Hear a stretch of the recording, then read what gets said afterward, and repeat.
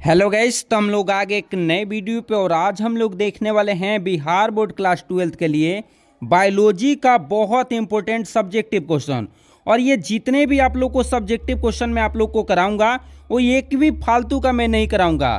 देखिए, आपका एग्ज़ाम बहुत ही नज़दीक है और इसके लिए मैं बहुत ही मेहनत आप लोग के लिए कर रहा हूँ। और ये मेहनत क्यों किया जा रहा है? ताकि आप एग्ज़ाम में बहुत ही बेहतरीन करें।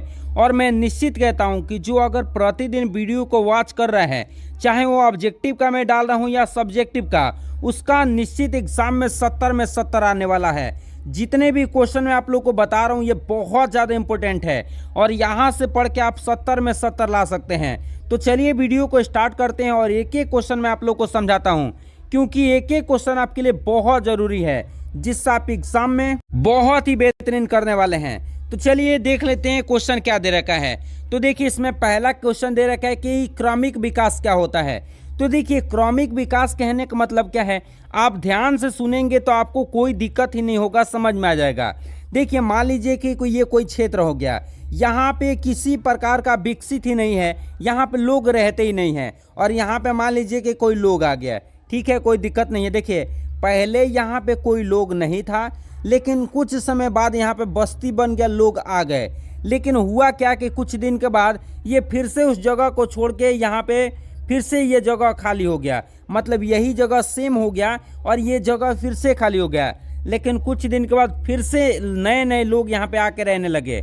उसी को हम लोग क्या कहते हैं, क्रमिक विकास के नाम से क्या करते हैं, जानते हैं। जैसे में क्या दे रखा है कि जीव विभाजन की वह शाखा जो क्या करता है, वंशानुक्रम से संबंधित होता है, उसे क्या कहते हैं, क्रमिक विकास कहते हैं। यहाँ पे जीव विज्ञान डाल लीजिएगा।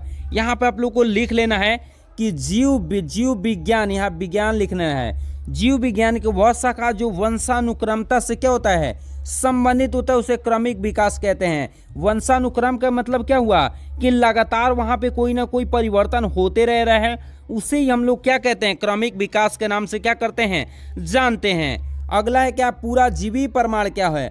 पूरा जीवी प्रमाण का मतलब क्या होता है कि मान लीजिए कि कोई जीव है और वह जीव की मृत्यु हो गया और मृत्यु के बाद उसका कंकाल मिट्टी से ढक गया, बहुत सारा क्या हो गया, मिट्टी से ढक गया।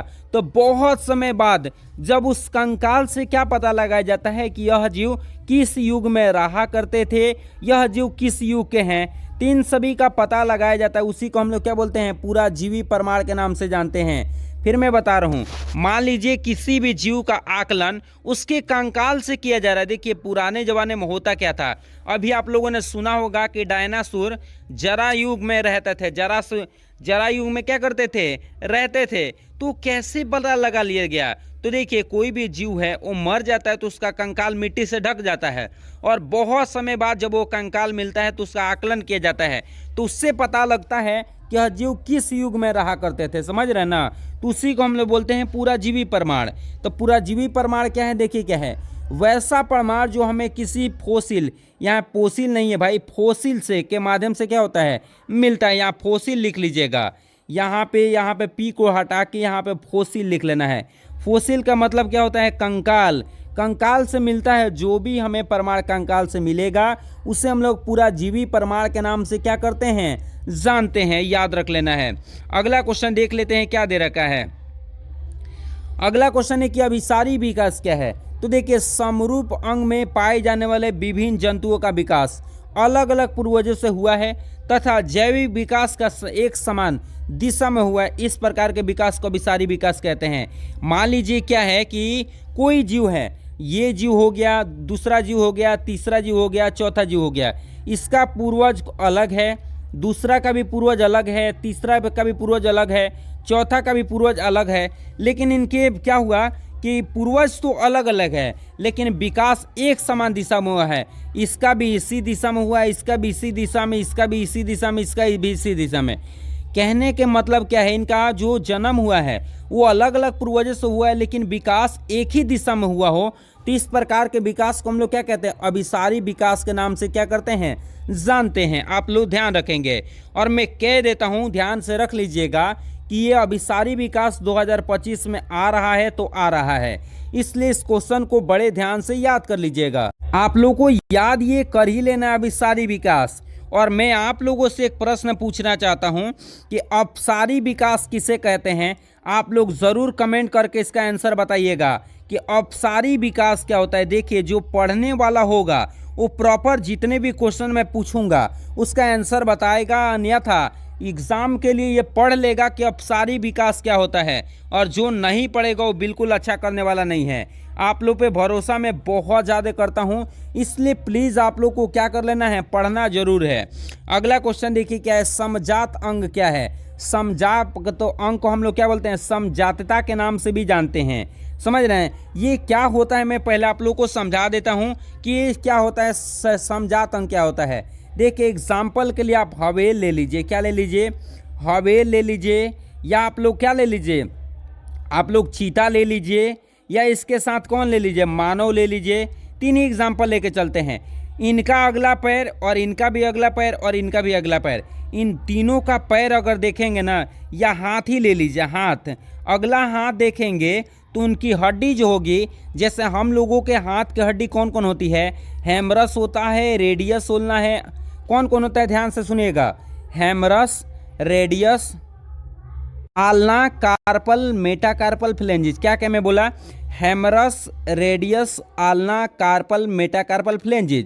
टोटल 30 हड्डी हम लोगों में होती है। सेम हड्डी हवेल में भी वही हड्डी पाई जाती है, चीता में भी वही हड्डी पाई जाती है, और मानव में भी वही हड्डी।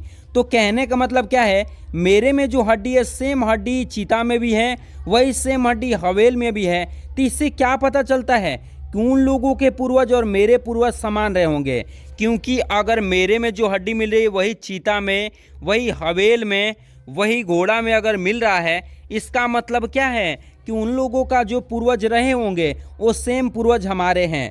कहने का मतलब यही है। देखिए, अगर पूर्वज सेम रहें लेकिन भविष्य में आके काम अलग अलग करे लो तो वही समजात अंग कहलाता है। देखिए क्या है, वे अंग जिनकी रचना एवं उत्पत्ति एक समान हो।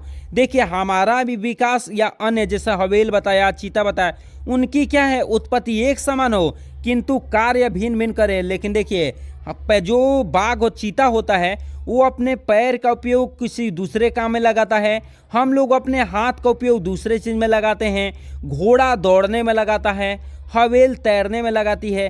तो कहने का मतलब क्या है कि कार्य अलग अलग है। देखिए विकास तो एक ही है, हम लोगों का और उन लोगों का विकास एक ही है, लेकिन कार्य अलग अलग हो, उससे ही हम लोग क्या बोलते हैं, समजात अंग कहते हैं।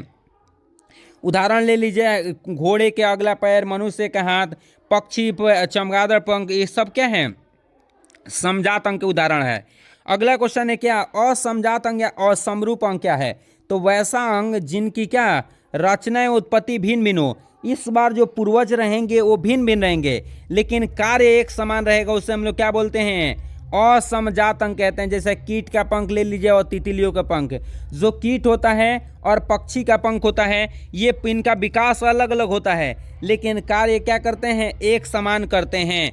ये क्वेश्चन मैं आप लोगों से पूछा था और उसका आंसर यहाँ पे आप लोग को दिखाई दे रहा है कि अपसारी विकास क्या है। तो समजात अंग में पाए जाने वाले विभिन्न जंतुओं का विकास समान पूर्वजों से हुआ है तथा उत्तरोत्तर पीढ़ियों में करोड़ों वर्षों में जीवों के समूह एवं पूर्वजों से ज़्यादा अपसारी होते हैं। क्या होते हैं, अपसारी। और देखिए मतलब कहने का मतलब क्या है कि जिनका समजात अंग के द्वारा विकास होता है उसी को हम लोग क्या बोलते हैं, अपसारी विकास। अगला क्वेश्चन देखिए क्या, अनुकूली विकर्ण मैं कह देता हूं ना कि ये क्वेश्चन 2025 में आ रहा है, तो प्लीज़ इस क्वेश्चन को पढ़ लीजिएगा क्योंकि ये क्वेश्चन आपके लिए बेहद इंपॉर्टेंट है और ये क्वेश्चन मैं कह के जाता हूँ कि आपके एग्जाम में आएगा ही आएगा। प्लीज़ इस क्वेश्चन को आप लोगों को क्या कर लेना है, पढ़ लेना है। ये क्या होता है, किसी भूभौगोलिक प्रजातियों के विकास का प्रक्रम एक बिंदु से शुरू होकर दूसरे बिंदु तक प्रसारित होने को ही क्या कहते हैं, अनुकूली विकिरण कहते हैं। देखिए कहने का मतलब क्या है कि मान लीजिए कि कोई मान लीजिए जीव है, यहाँ पे रह रहा है तो इसका भोजन कुछ अलग है, इस एरिया में रह रहा है तो यहाँ पे इसका भोजन अलग है, इस एरिया में रह रहा है तो इसका भोजन अलग है। ऐसे ही उन्होंने एक चिड़िया को देखा था कि जो कि अलग अलग द्वीप समूहों पे उसका भोजन अलग अलग हो गया था, जिसका उदाहरण उन्होंने दिया था डार्विन के फिंच। और ये डार्विन के फिंच अलग अलग जगहों पे इसका भोजन क्या था, अलग अलग था। इन्हीं सभी को देखकर डार्विन ने क्या बताया था कि बदलते यहाँ पे एक विशेष भूभौगोलिक क्षेत्र से अगले भी भौगोलिक क्षेत्र तक क्या होता है, जीवों का प्रसार क्या होता है, बदलता है। और इसका उदाहरण उन्होंने क्या दिया था, डार्विन का फिंच दिया था, याद रखिएगा, जो दक्षिण अमेरिका के शाकाहारी थी, लेकिन यही पक्षी गैलापागोस द्वीप समूह पर क्या हो गई थी, मांसा हो गई थी। अगला उदाहरण क्या है, शिशुधानी विकिरण और ऑस्ट्रेलियाई मार्सुपियल। उदाहरण नहीं भूलना है, इसलिए प्लीज उदाहरण याद रखिएगा लो। अगला क्या, डार्विन के दो मुख्य संकल्पना को लिखिए। तो क्या है, सार्वरी अवरोहण और प्राकृतिक वर्ण विकास है। मैं आप लोगों से पूछना चाहता हूं कि प्राकृतिक वर्ण विकास क्या है, इसका आंसर जरूर बताइए। अगला देखिए क्या दे रखा है कि प्राकृतिक चुनाव क्या है। तो देखिए क्या है, जब हम क्या करते हैं, दुनिया की कहानी का वर्णन करते हैं, तो हम लोग विकास को एक क्रम के रूप में समझते हैं, उसे प्राकृतिक चरण या चुनाव कहते हैं। प्राकृतिक चुनाव क्या होता है समझिए, मैं आप लोग को बता देता हूं। आप लोग अगर लिखना चाहें तो लिख लीजिएगा, क्योंकि मैं बहुत ही आसान परिभाषा बताने जा रहा हूं। देखिए, पृथ्वी पर बदलते वातावरण के अनुसार जब कोई जीव अपने आप को बदल लेता है, वह जीव पृथ्वी पर बने रहता है और वह प्रकृति के द्वारा चुन लिया जाता है। और जो जीव बदलते वातावरण के अनुसार अपने आप को नहीं बदलते हैं, तो क्या किए जाते हैं, इस प्रकृति से विलुप्त कर दिए जाते हैं। देखिए, मान लीजिए कोई जीव है, वातावरण बदला, अगर वो भी अपने आप को बदल लिया वातावरण के अनुसार, तो ये प्रकृति उसको चुन लेगी और लगातार उसकी संख्या बढ़ेगा। और जो नहीं बदलेगा इस संसार से क्या हो जाएगा, विलुप्त। जैसे में आप लोगों ने बहुत सारा चिड़िया का देखा होगा कि वातावरण बदल रहे हैं, अपने आप को नहीं बदल पाई, तो इस संसार से खत्म हो गए। उसी को हम लोग प्राकृतिक चरण के नाम से, प्राकृतिक वर्ण के नाम से क्या करते हैं, जानते हैं। अगला क्वेश्चन देखिए क्या है, साल्टेशन क्या है। और मैं कह रहा हूं ना कि साल्टेशन 2025 में आएगा, इसलिए प्लीज साल्टेशन का आप लोग को याद कर लेना है। साल्टेशन नहीं छोड़ना है, मैं बोल रहा हूं ना, प्लीज आप लोगों से रिक्वेस्ट है कि नहीं छोड़ना है तो नहीं छोड़ना है, ध्यान रखिएगा। साल्टेशन क्या है कि डार्विन के लिए विकास क्रमबद्ध होता है, जबकि डिबरेज के अनुसार उत्परिवर्तन ही प्रजाति के उत्पत्ति कारण है। उसी को हम लोग क्या कहते हैं, साल्टेशन।